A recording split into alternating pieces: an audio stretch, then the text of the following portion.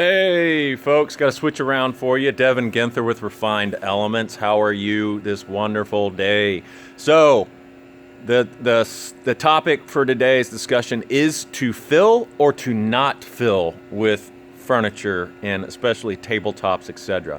And really more focused on live edge and urban wood furniture, which tend to have a higher rate of what I like to refer to as voids, or traditional grading would say defects such as bark inclusions, some cracking, some checking, etc. You always have to deal with it. Generally, the larger the piece of wood, the more you're going to have to deal with some of this stuff. So what do you think? Should we go ahead and just fill it all? Does it look good? Does it still blend in with the philosophy of being natural, organic, etc.? I don't think so. But I'm pretty opinionated because we specialize in urban wood furniture. We specialize in organic-based finishes. We have a solvent line coming out that is purely 100% organic-based.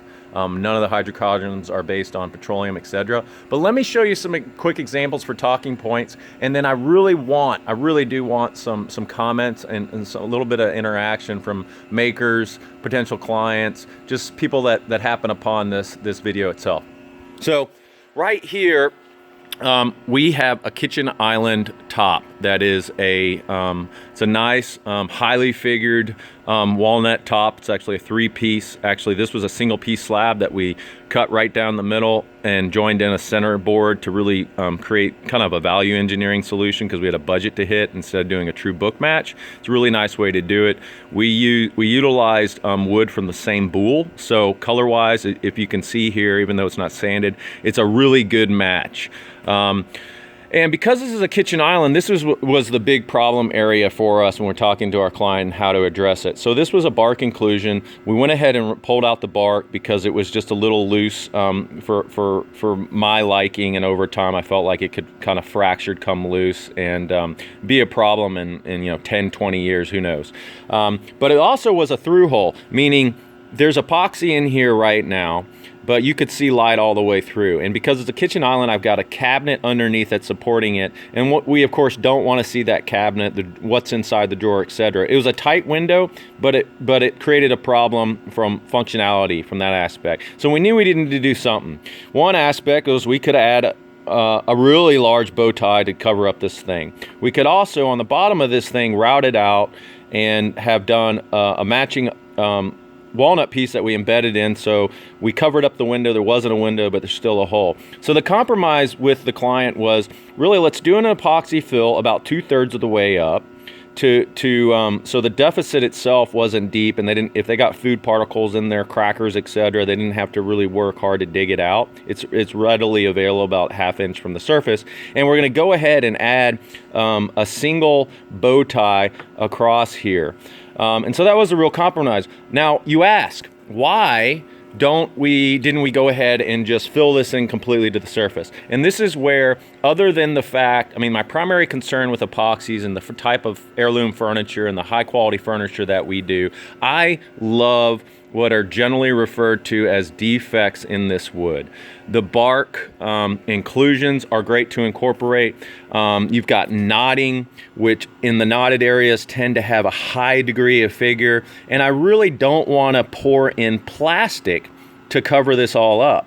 And that's what occurs. And so, especially when you're talking organic urban wood furniture that you're trying to salvage to reduce re-emissions of CO2, to try to knock down and minimize traditional logging, and then I'm sitting here and pouring in epoxy. So that's really why I don't like it. But from another aspect in terms of performance, what will occur, guys, and you can debate me on this. I've seen it over 5 years of doing heirloom furniture. We used to do a lot more epoxy fills, but what happens is over time, as the wood expands and contracts, the epoxy won't contract or expand at the same rate, and what you'll almost end up happening is that these fill-in spots over time will become an undulation. They won't be even with the surface. They'll typically, you can smooth your hand across the surface and you'll be able to tell, you'll feel a slight undulation there.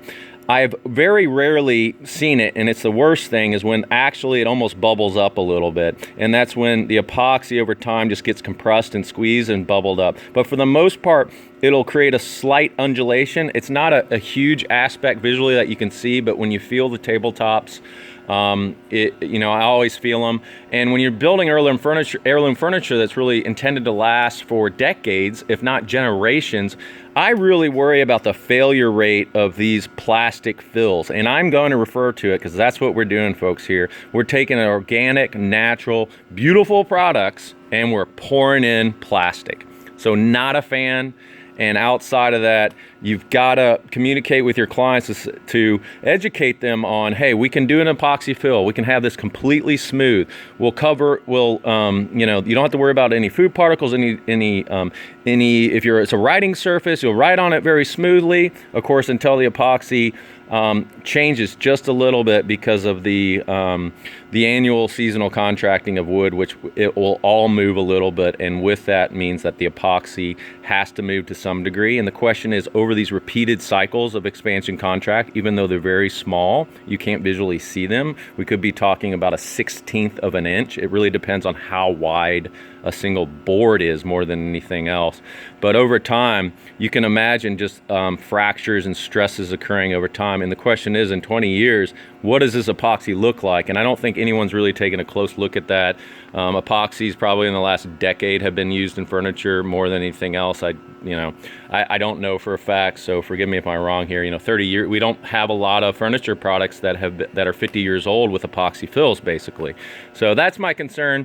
But overall, I think it stinks to pour in plastic of these beautiful pieces of wood. And let me show you real quick. So I've got this, you really can't see when it's planed and finished and all buffed out and everything else. It's gonna look beautiful, don't get me wrong.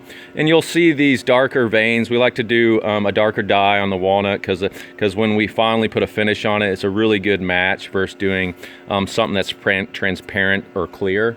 But if I go over here to this top, oh gosh, I would be so disappointed. And yes, you see a little window of light here. But I mean, the eyes, what you end up doing on some of this, in my opinion, is hiding or masking some of these really great characteristics in these wood.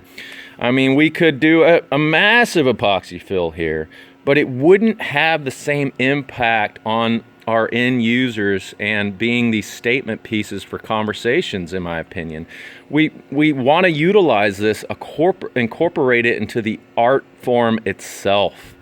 And so I'm real big on that. It's an opinion, and it could be the wrong opinion for some folks, but I mean, it saddens me to think that a lot of people, not a lot, but some people would go ahead and fill all this in. And really, it's masking the natural beauty of these urban wood pieces. So there's a good look at something where we haven't touched it one bit in terms of doing fill-ins, but we've properly addressed stabilization through the use of really, really thick, properly done and chiseled bow ties. So let me give you another example. Let's go over here. We've got some ash sitting here for a really big conference table we're working on for a downtown building. But this is a beautiful piece of urban elm. And once again, you can see we've spent pretty considerable time here. If my camera would focus on this crack, probably won't do it. Sorry for that. We spent considerable time cleaning these cracks up. So we will chisel and use a razor blade to cut out any of these fragments. We'll actually get in here and properly sand this so there's not any more fragments, hairs, etc. So it looks really clean and nice, but yet we're not going to fill it in. We're going to keep this really natural. And I just think that's fantastic. Of course, there are concerns around, well, what happens if I get crap in here? You know what? This wood is supposed to be used And if you do, you can always dig it out. But that is probably the biggest argument for doing epoxy fills, and I completely understand that argument. I just think the pros versus the cons, and having a really truly organic, natural piece of heirloom urban wood furniture, you start pouring in plastic. I think it's kind of a little bit hypocritical of what we're trying to do here, especially in today's society with trying to be earth friendly, etc. So I'll probably have a good debate, and I hope to. So I appreciate your time. I really would honestly like people's feedback on this. I mean, do you agree with some of my comments? If not, are there other solutions? Are there other things that any makers out there that are viewing this, what do you do? How do you address this problem other than bow ties and pouring in epoxy? Give me some ideas. I'm up to listen to them, and let's talk about it. All right, see ya.